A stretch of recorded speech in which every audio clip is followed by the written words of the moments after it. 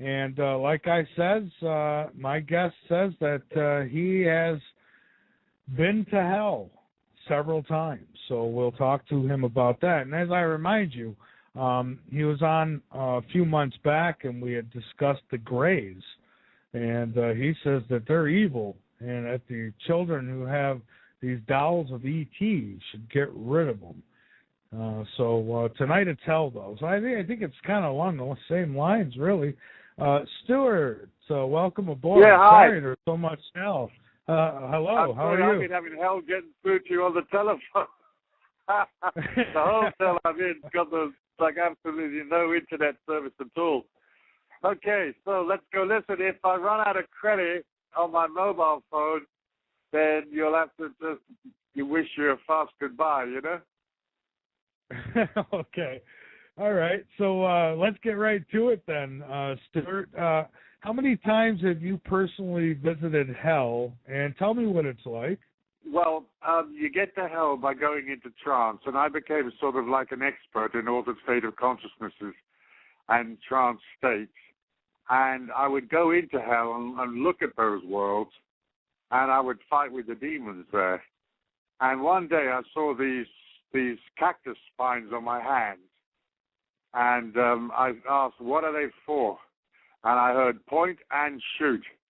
So I would fire these cactuses off my fingers, the spines, the thorns, and a purple dot would fly in a curved trajectory, and it would hit one of the demons in the distance in the dark. The hell worlds are not completely dark, except near the bottom. Near the top, you can still see the beings there. And so I went into trance every day for 4 to 6 hours and fought. And I did it for many years. And so how many times I've been to hell? I don't know, but I know it comes to 4,500 hours. Wow, that's a lot of hell time. So now that's a lot of this. Hell time. Is this something that you at first accidentally did, or was that your whole goal, was to go there and fight demons? Well, I would meditate and go into trance for several hours a day, and I would see heaven worlds, and I'd see information and visions about the domestic or political situation in the world, or sometimes I'd see the odd vision about myself, and then it drifted into me seeing the hell worlds. So it wasn't by my volition initially, but once I realized that I could point and shoot in there and degrade the ghouls, then I went down there like a job. I didn't get paid, but I went down many, many hours a day, every day. I see. So, I mean, it sounds like something that would never you'd never be able to accomplish. I mean, I would have to imagine that there's got to be tons and tons and tons of demons in hell. So tell me a little bit about your experience, and maybe you could tell me where hell is. Mm-hmm.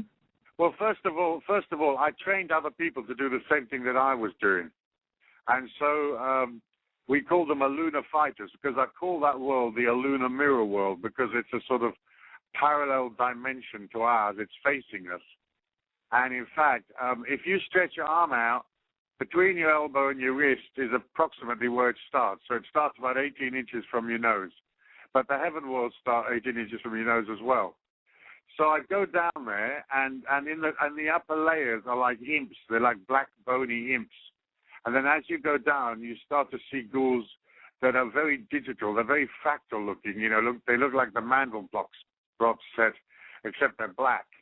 And what happens is they don't have any arms and legs. They're just an upper body. So they don't move very fast. But they're always spitting. They're firing pulses at you. And a lot of them have sort of accoutrements of their specialness. So they have scepters and swords and medals and uniforms and just stuff that we would consider like ego trips, rinky dink. But they have them, and they fire a pulse. Now, when they fire a pulse, if they hit you, it really, really hurts. It hurts you in your physical body. I see. So now you say hell and heaven is from what now? About 18 inches from our face, you say? Yes, sir. That's where it starts. That's exactly where it starts. I can absolutely give you a written guarantee of that. It's not out in space. It's not. I mean, there are dimensions all around you. For example, if you're facing north and you put your left hand on your left hip and you take it out a foot, and then you go back a foot and point, there is a hell world in that direction. It's 240 degrees around a compass if you're facing north.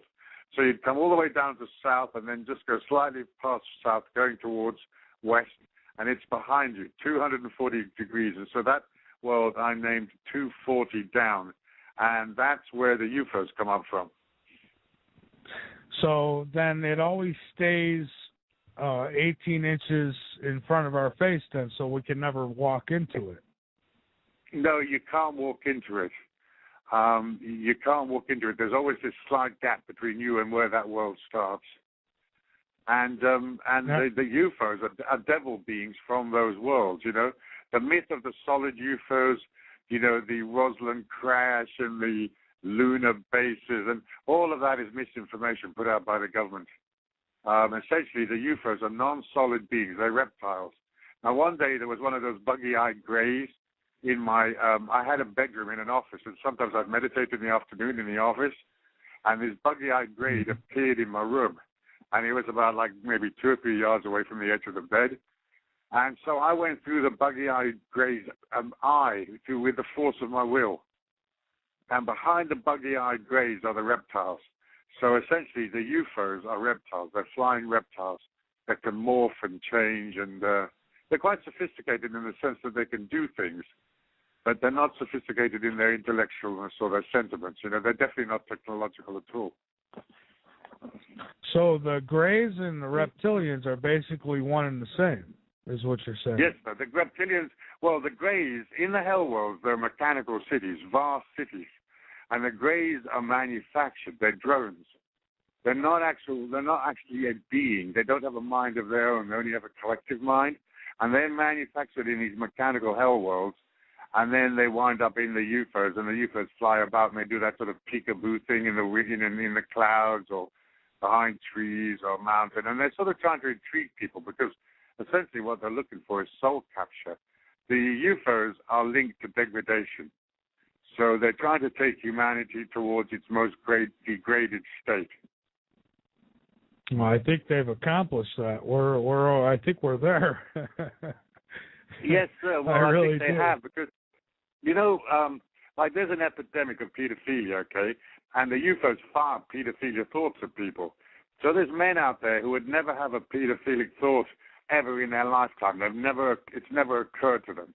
And suddenly they're getting these very intense pedophile urges. And that's the UFOs firing the degradation. I see. So now tell me exactly, I mean, how do you go about, take me through it, like right from the start. Say you wanted to go to hell right now. Yeah. How do you do it? How long does it take, and what do you see? What happens? Well, in the end, I became very expert at it because I tracked back and forth so many times. So I can see the hell world 6 seconds after I close my eyes. But somebody that was less experienced, they would have to learn how to go into very deep trance without falling asleep. So what you do is you meditate on the bed and you put your arm up on the bed. And then as you start to fall asleep, your arm falls on the bed and it wakes you up. And so you learn to hover between asleep and awake. In other words, you have to be able to be deep in trance but still awake. Because most people, when they go into those lower brain speeds of, say, 4 to 6 cycles a second, then what they'll do is fall asleep, because everybody goes through those brain speeds at night when they're falling asleep. But the trick is to be able to stay awake and not fall asleep. And then the other way is a lot of people can get to the hell world by taking ayahuasca, you know, the sacred brew from the Amazon. And if you took a cup of that and you asked to see the hell world, the medicine would show you. You know, they call it la medicina, the medicine. So some people have seen the hell worlds that way, and the heaven worlds, of course, because you see the gods and you see the devils at the same time. So essentially, seeing hell is a matter really of commanding the trance state. Now, I kind of wonder why anybody would want to. And, you know, I jokingly say sometimes I could just pull my shades back and look out the window and I think I see hell, but I don't know. Yeah. Why would anybody want to do that? I mean, isn't there dangers to doing that? I mean, yeah, there are get caught up dangers. there? Yeah. Nobody really necessarily wants to, but some people that are travelers, that are seekers, they want to see these other worlds. They want to see the dimensions, and you're going to see the heaven worlds as well because they have these glorious beings. A lot of the sort of celestial beings that we would consider angels are like 60 foot high and they're pure gold. I mean, it's the most extraordinary sight to see one. And so some people do it because they just seek greater knowledge. They seek to discover more about themselves. Because also in those worlds, you will see aspects of your shadow, of your personality, the creative gifts you have. You'll see your goodness. You'll see your evil. You see it all laid out there. It's in those worlds as well. There's a record of it. Amazing. So now what are some of the most common myths about hell? I grew up being told if you do that, you're going to go to hell. I mean, what are some of the myths? Well, one of the biggest myths is that hell is not hot, In the Bible it says it's flames. In fact, hell is very austere and very cold, and the beings there are very cool. So if you know a person that's very gray, very intellectual, very cool, very cold, they are already in the hell world without having died just yet. So it's a cold, cool place. There is a such thing as being so cold it burns. Yeah, well, it's not really, it doesn't, but there are people that see flames in hell because that's what they expect to see, but essentially the flames aren't hot. It's a cold place. It's very, very cold, and the beings there seek heat. So they seek humans for heat. So that's what demonic possession is, when they try to get into somebody's physical body, and they do so just for the heat of the blood, the warmth of the body. So they Okay, and now where do these demons come from? Are they all? They can't possibly all be human souls that have gone to hell, right? I've heard of demons that have no body, never had a body, that they're just evil energies. Is that what you found? That's 100% correct. Some of them are obviously humans that died and degraded and went to hell, But a lot of them are not humans at all. They don't even look humans, So there are these very sort of ugly-looking, metallic-looking beings in there, and they look like they're made of little bits of metal bolted together, and I call those the clunkers. And then there's others that are like, I call them the cobweb people, and they're very bony, but, they don't look like they've ever been human. They're more like skulls that move around. And then there's digital fractal beings, and then there's reptilians that fly with wings and claws. And then there's other reptilians that don't fly. They're usually at the very, very bottom part of hell. There's 960 levels for hell. Did you by chance see... the reptiles are at the bottom. It's very dark. It's very dark out there. You need a type of sort of night vision glasses to see down there at the bottom. Oh, wow. Now, did you by any chance see shadow people down there? Because they sound like one of the descriptions you just gave sound like a shadow person. Yeah, a lot of them are shadow people, and a lot of them are like a will-o'-the-wisp. They're more like a sort of, I'm just trying to find a good word to describe it, but they're like a wispy shape, but they're not a physical shape, but it might be a line of energy with certain branches off the line of energy that's moving around. Let's say like a licorice stick. Okay, here it comes to me now. Imagine a licorice stick that's moving, that's lively, and there's little bits of other licorice sticks that are coming off the main stick. And so it has a form in the sense that there's a center to the stick, and there's bits coming off that you could say, well, that's arms and that's legs, but they're not humans. They're not humans at all. And then the grays are humans. I'm sorry? Do they have heads? No, quite often they don't. They're just a form. Like, imagine a licorice stick, but it doesn't have a head at the top, It's more like a black line, let's say, but it's moving very fast.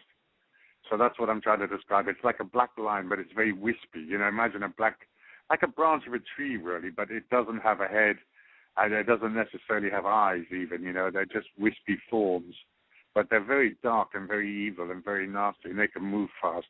Usually the ghouls in the hell world, the digital ones, they move very, very slowly because they don't have arms and legs. But then some of the reptiles that can fly can move really quick.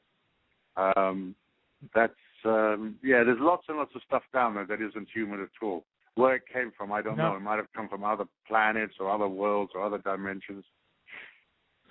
Oh, so then it could be possible that maybe the universe shares one common basement called hell, then? And Yes. everybody goes there? The universe probably shares one common mirror world, and they're beginning to discover, astronomers, that there's a mirror world to our universe. So there's a mirror world, Milky Way. And so it's probably there's just one vast mirror world that reflects our universe. So some of this stuff could have come from other parts of the universe. But I have an article on my site, www.stuartwilde.com, about killing a dragon down there, because there are dragons in the hell world. So if the listeners want to go on my site and read that, it's about the second story down at the moment. And the dragons are huge. They're vast. They're bigger inside than they are outside. But really, dragons? Yeah, they would be like 150 foot long from head to tail, and 30 foot high, from their feet to the top of their head. And their hide is a foot thick, 1 foot thick. I see. So now, what is the purpose for hell? I mean, what eventually happens? I mean, are they going to just stay in this plane of hell for eternity, or I mean, is there something they plan to gain by I don't know, strengthening the group in numbers, maybe? Yeah, because you see, they seek control. They seek to capture humans. They seek to capture, like, for example, the hell world beings, they truncate the evolution of, say, plants. So if there weren't any hell world beings, then corn would be 20, 30 feet high. And plum trees would be vast. There'd be so many plums, you wouldn't, the branches would be breaking off. So they're truncating the food. They're truncating. They take everything towards a degradation of plants, vegetation, nature, the sea. They try to break it down. It's a residue. It's a residue of the sentiments of humanity, and of course the non-human beings, which came from somewhere else. But they're sentiments of hatred, of specialness. Their sentiments of degradation, envy. They're just the evil sentiments of our humanity made manifest inside these beings. They gotta be having quite. Sorry, I was going to say they got to be having quite the party down in hell right now with all the chaos going on above ground. Yes, I mean they're feeding it. Yeah. They're feeding the chaos. I mean, they're feeding the chaos and the hatred and the degradation, and they're feeding. They can fire these black skewers at you, and you'll suddenly get a pain in your body, and you've got absolutely no idea where it comes from. And a lot of human pain, I mean, most of human pain, is these beings firing from 18 inches away. And you protect yourself with prayer, with purity, with warmth, with love, with kindness. And if you have those feelings inside of you, then you won't get hit, or you won't get hit very much, Now, is it possible that some of these demonic forces can actually maybe, I don't know, say get in the president's body, for instance, and actually stay there for a long period of time and cause more problems? Are they capable of taking over a body like that? Yep, they are inside all of our leaders. There's no question of it. And that's why our leaders are cold. That's why our leaders are cold and cruel and deceptive, and that's why they try to promote nastiness and war and false flag operations. And yeah, they're inside our leaders because that's what those devil beings want. They want control of the world. So if they can control a human being that's in political power, then they can exercise control over a town, a city, a state, even a country. So yeah, they seek to be inside the leading classes, the elite classes. Yeah, it would make sense because, when I hear of somebody who's gone off and shot 50 people in a restaurant for no reason, I'm thinking, what would cause somebody to do something like that? I mean, pharmaceuticals aside, I mean, what would cause that? So maybe that's another answer. Demonic forces. Yeah, it's demonic forces. Demonic possession is incredibly common in the world. It's not sort of just, let's say, if you saw the film Exorcist, with Linda Blair or whatever, it's not just one person with their head spinning around spewing green slime. It's very subtle. It's inside their thoughts and their feelings and their sentiments. So they've got no idea they're suffering from the disease. And I've worked on a lot of demonic possession cases, 93 to be exact. And that my function in those cases is to do a hands-on healing and prayer and bump the ghouls out of the person so the person becomes free again. But a lot of depression is the ghouls. And depression, I read that 26% or something of all the women in America suffer from depression, and they're on various sort of antidepressant drugs. And that's the ghouls firing at them. It's essentially taking them towards degradation, because the ghouls, they fire bleakness at you, they fire despair, they fire depression, and they fire pain. And I swear to God, I've actually seen those black spikes hit my leg, and then I feel that sort of bolt of pain in my muscle, and you can see them coming in, So, I got hit because of the very nature of what I was doing, because I was down there fighting. But an ordinary person, if they don't have the protection of love and warmth and purity and kindness, then they are open to getting hit from those worlds. And sometimes it may only be mild, and they just get a few thoughts of despair, or they sit there and ponder about how they like to murder their mother-in-law or something, but they're not serious about it. But essentially, that's what it's all about. It's all about degradation, despair, and trying to bring humanity down. And then the celestial worlds are perpetually firing beautiful codes, beautiful fractal codes of people, and they're trying to elevate people, inspire them, bring them to creativity, love, family, celebration, music, all the beautiful things in life. I see. And I wouldn't doubt if these demonic forces have something to do with the pharmaceutical industry, because you had mentioned, the percentage of women that are on these antidepressants. And what's amazing to me is if you look at the side effects to these antidepressants are thoughts of suicide. If that's not depressing, I don't know what is. So they've really got almost a great deal of the population is like under total mind control for medication. Definitely, there's no question of it. And I just happened to read it last night. It was on CNN or something, or one of those sites. It might have been Reuters, actually. But it was a report about, I think it was 24% or 25% of all the women are suffering from depression. And the depression is a thing that's been fired from the ghoul worlds. And, of course, taking those drugs, they drop your libido and they make you a bit of a zombie. So you're kind of going through life. You're not depressed, but you're kind of flatlining at the same time. So you're not actively involved in the joy of life and the participation and in the celebration of your children and your family and the good things of life. The antidepressants turn you into kind of like, a zombie person. Yeah, it does. And I think that these drugs that they've got, these kids, if you look at the population of children that are on drugs for, I was just reading it off before the show, ADHD and all this stuff, and then the video games and whatever else, and then we wonder why they go crazy and do the things they do. They're getting a little help there. They're getting a lot of help, but the ghouls are pushing, Yeah, please ask for it. Okay. In your experience, and this ought to be interesting, have you ever seen any well-known individuals in hell, any big surprises? Rita Hayworth, the actress, from the sort of 40s and 50s. I've seen her in hell, and I've seen Michael Jackson in hell, and I've seen him there 3 times. Really? Yeah. Was he moonwalking? No, he just was he doing his little moonwalk, or no? No, I just saw him standing there, and he had those sort of buggy eyes that he had on the was it Thriller? Was it called Thriller? Yeah. The Thriller cover. He looked very much like that down there. Yeah. And so I've seen him. I've seen various rock musicians, and then some politicians that are alive today are already in hell.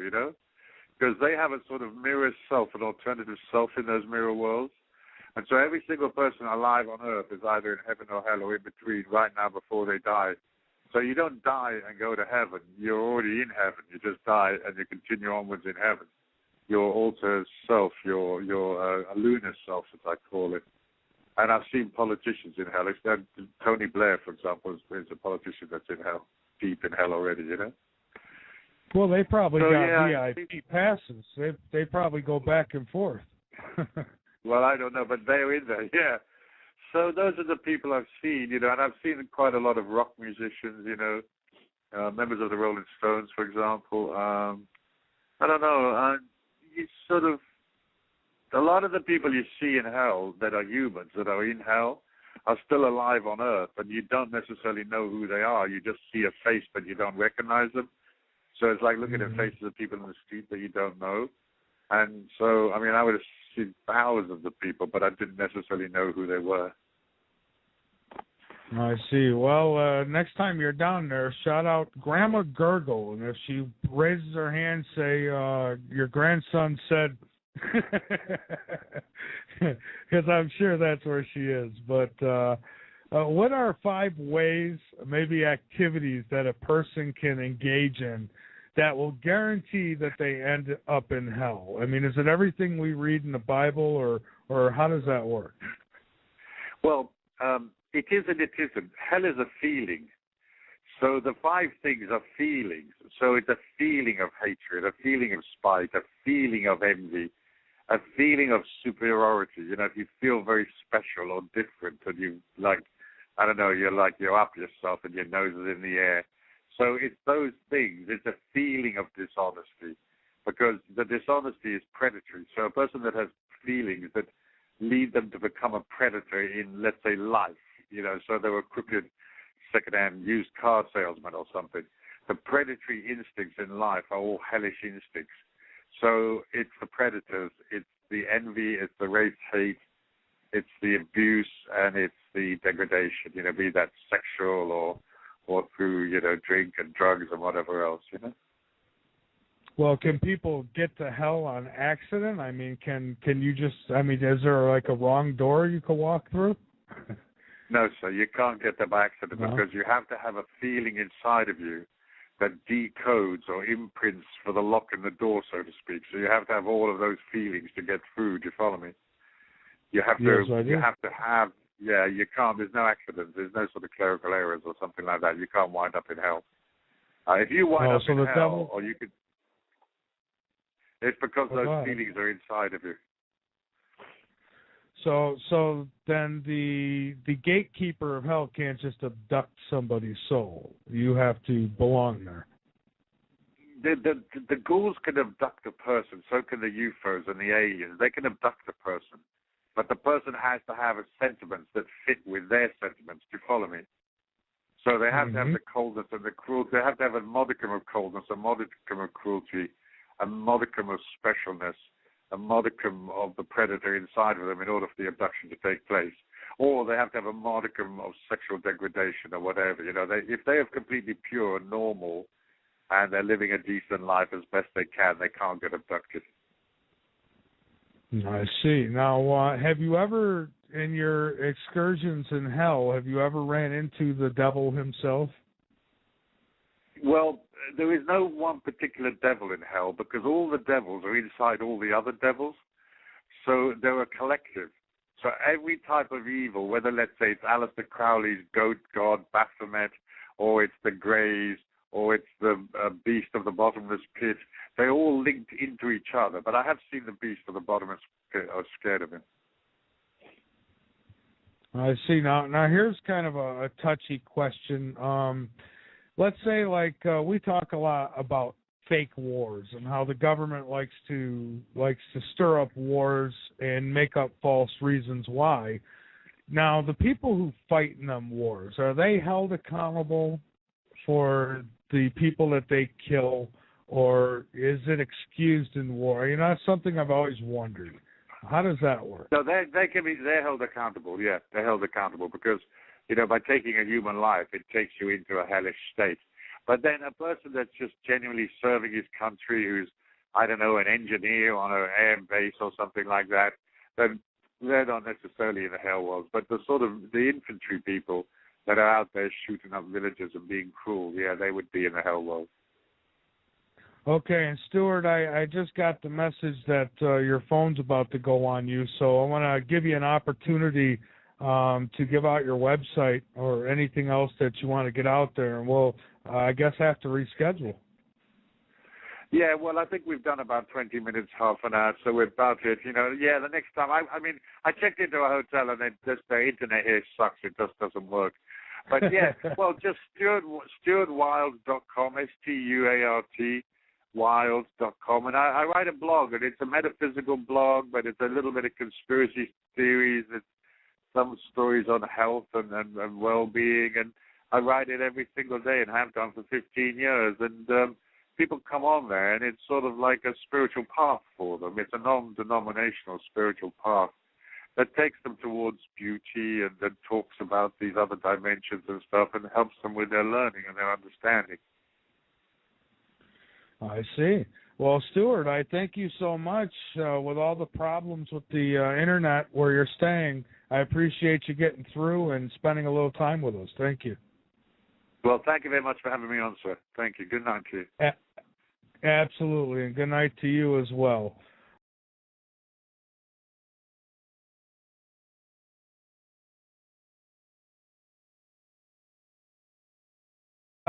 How many times have you personally visited hell, and tell me what it's like? Well, you get to hell by going into trance, and I became sort of like an expert in altered state of consciousnesses and trance states. And I would go into hell and look at those worlds, and I would fight with the demons there. And one day I saw these cactus spines on my hands, and I asked, what are they for? And I heard point and shoot. So I would fire these cactuses off my fingers, the spines, you know, the thorns, and a purple dot would fly in a curved trajectory, and it would hit one of the demons in the distance, in the dark. The hell worlds are not completely dark, except near the bottom. Near the top, you can still see the beings there. And so I went into trance every day for 4 to 6 hours and fought. And I did it for many years. And so how many times I've been to hell? I don't know, but I know it comes to 4,500 hours. Wow, that's in hell. So tell me a little bit about your experience, and maybe you could tell me where hell is. Mm-hmm. Well, first of all, I trained other people to do the same thing that I was doing. And so we call them lunar fighters, because I call that world the lunar mirror world, because it's a sort of parallel dimension to ours. It's facing us. And in fact, if you stretch your arm out, between your elbow and your wrist is approximately where it starts. So it starts about 18 inches from your nose. But the heaven worlds start 18 inches from your nose as well. So I go down there, and in the upper layers are like imps. They're like black, bony imps. And then as you go down, you start to see ghouls that are very digital. They're very fractal looking. You know, they look like the Mandelbrot set, except they're black. And what happens is they don't have any arms and legs. They're just an upper body.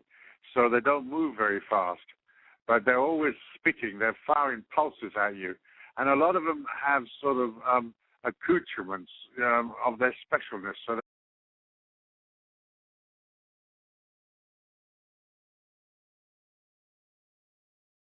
and like I says, my guest says that he has been to hell several times. So we'll talk to him about that. And as I remind you, he was on a few months back, and we had discussed the Greys.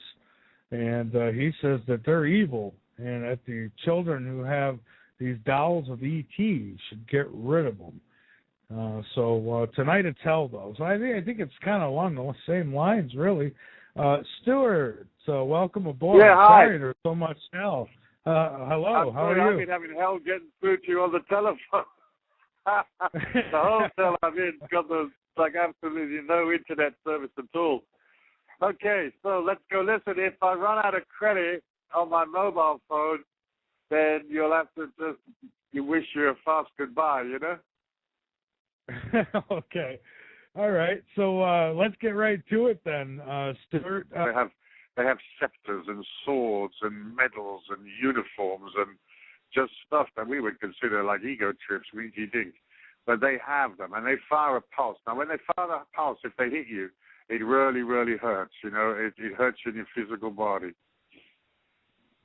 I see. So now you say hell and heaven is from what now? About 18 inches from our face, you say? Yes, sir. That's where it starts. That's exactly where it starts. I can absolutely give you a written guarantee of that. It's not out in space. Yeah. It's not. I mean, there are dimensions all around you. For example, if you're facing north and you put your left hand on your left hip and you take it out a foot and then you go back a foot and point, there is a hell world in that direction. It's 240 degrees around a compass if you're facing north. So you'd come all the way down to south and then just go slightly past south going towards west, and it's behind you, 240 degrees. And so that world I named 240 down. And that's where the That's a lot of hell time. So now that's a lot of this. Hell time. Is this something that you at first accidentally did, or was that your whole goal, was to go there and fight demons? Well, I would meditate and go into trance for several hours a day, and I would see heaven worlds, and I'd see, you know, information and visions about the domestic or political situation in the world, or sometimes I'd see the odd vision about myself, and then it drifted into me seeing the hell worlds. So it wasn't by my volition initially, but once I realized that I could point and shoot in there and degrade the ghouls, then I went down there like a job. I didn't get paid, but I went down many, many hours a day, every day. I see. So, I mean, it sounds like something that would never you'd never be able to accomplish. I mean, I would have to imagine that there's got to be tons and tons and tons of demons